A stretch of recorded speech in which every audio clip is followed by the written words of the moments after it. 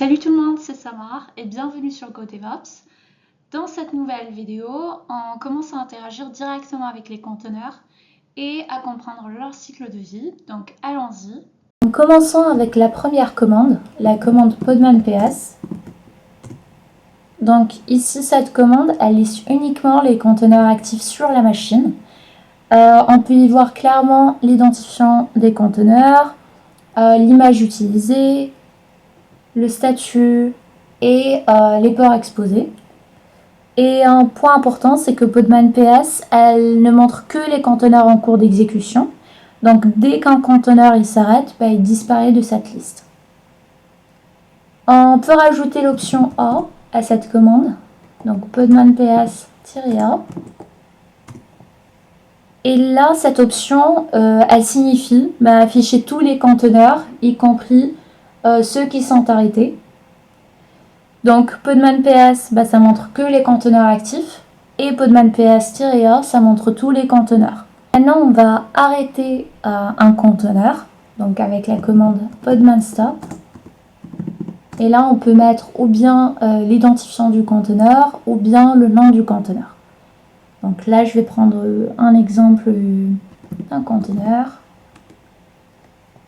Et je vais l'arrêter. Donc c'est notre exemple qu'on a vu dans la première vidéo. Et une fois que le conteneur est arrêté, on rafraîchit notre navigateur.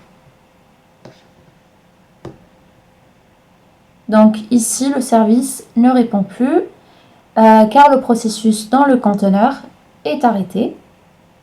Et c'est vraiment un point très important à comprendre, c'est que le service il existe uniquement si le conteneur tourne. Donc si le conteneur, lui, il est actif. Maintenant, on revient à notre conteneur, on va le redémarrer. Donc podman start. On met le même nom du conteneur. Donc on l'active. Et on rafraîchit à nouveau notre navigateur. Donc le service il revient immédiatement. Et c'est ça la force des conteneurs. Donc un démarrage et arrêt rapide sans besoin de faire la réinstallation ou la reconfiguration à chaque fois. Et maintenant, quand on n'a plus besoin de notre conteneur, on peut le supprimer complètement avec la commande podman rm et on met ou bien l'ID du conteneur ou bien son nom. Donc là, je vais mettre le nom. Donc il faut vraiment l'arrêter avant de le supprimer. Ou bien faire l'option "-f", donc force. Donc là, on a supprimé notre conteneur. Un point très important à comprendre, c'est que le fait qu'on a supprimé le conteneur ne veut pas dire qu'on a aussi supprimé l'image que le conteneur utilise. Donc l'image, elle existe encore. On peut le vérifier. Donc on a bien notre image HTTPD. En pratique, un conteneur passe par plusieurs étapes. Donc déjà, il est créé, ensuite il est en cours d'exécution, après il est arrêté et enfin il est supprimé. Et comprendre ce cycle est essentiel car toute la gestion opérationnelle repose dessus. Dans la vraie vie, les choses ne fonctionnent pas toujours parfaitement. On peut avoir des services qui tombent, des applications qui crashent, des ports bloqués, des réseaux instables ou même des lags qui révèlent des problèmes. Et c'est exactement pour ça que les outils d'inspection et de debug deviennent indispensables avec les conteneurs. Donc allons un peu plus loin maintenant avec notre conteneur. On va analyser les logs avec la commande podman-logs. On va mettre l'option "-l" pour latest et cela signifie simplement le dernier conteneur lancé. Donc cela va permettre d'accéder rapidement au log du conteneur le plus récent sans avoir besoin à récupérer son ID ou son nom manuellement. Donc là on a nos logs. Générons maintenant un peu d'activité. Donc on va rafraîchir notre navigateur plusieurs fois et on va revenir à nos logs. Podman logs-l. Donc ici, on voit les requêtes HTTP apparaître directement dans les logs du conteneur et ça nous montre vraiment le lien entre le navigateur, l'application et les logs de notre conteneur. Sinon, on sait aussi qu'un conteneur, il contient énormément de métadonnées internes, comme tout ce qui est réseau, tout ce qui est image utilisée ou le port exposé ou autre. Et pour voir tout ça, on utilise la commande podman inspect-l. Donc ici, cette commande, elle nous donne un document JSON très volumineux et très difficile à parcourir. On peut le filtrer et le naviguer plus facilement si on rajoute à notre commande podman inspect-l, on rajoute less. Et là, on peut filtrer et on peut répondre à des questions comme, par exemple, quelle image a été utilisée. On peut faire nos recherches. Donc là, on a bien notre image. Ou bien, quels ports sont ouverts pour ce conteneur. On peut chercher nos ports. Donc là, on a nos ports. Et en réalité, on n'utilise jamais inspect pour tout lire, mais vraiment pour résoudre des problèmes bien précis. Sinon, on a un outil très important, c'est le podman top-l. Et cette commande, elle va nous montrer les processus internes du conteneur. On peut maintenant faire une comparaison avec ce qu'on a sur la machine hôte, avec la commande ps aux grep de notre conteneur HTTPD. Donc ici, on a les processus visibles sur la machine hôte. Et le point important, c'est que les processus du conteneur, ils sont visibles sur la machine hôte. Parce qu'on sait qu'un conteneur n'est pas une machine virtuelle.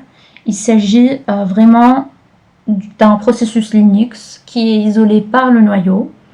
Et le conteneur va fournir tout ce qui est isolation, réseau séparé, file system isolé et organisation des processus, mais pas un OS complet pour chaque conteneur.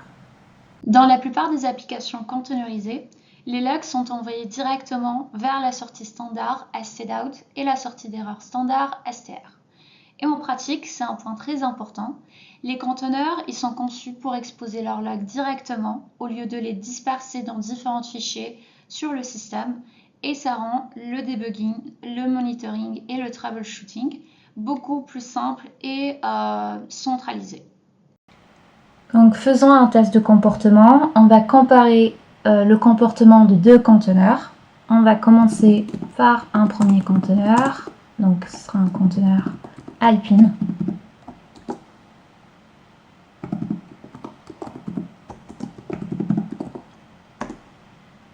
Donc ici le conteneur il s'arrête tout de suite et la raison est que un conteneur il dépend d'un processus principal et si ce processus se termine, le conteneur il s'arrête. Donc dans ce cas, Alpine n'a pas de processus qui reste toujours actif. Donc il va vraiment sortir immédiatement dès sa création. Et maintenant, on va le comparer avec un deuxième conteneur, donc un conteneur Apache. Donc on met notre image.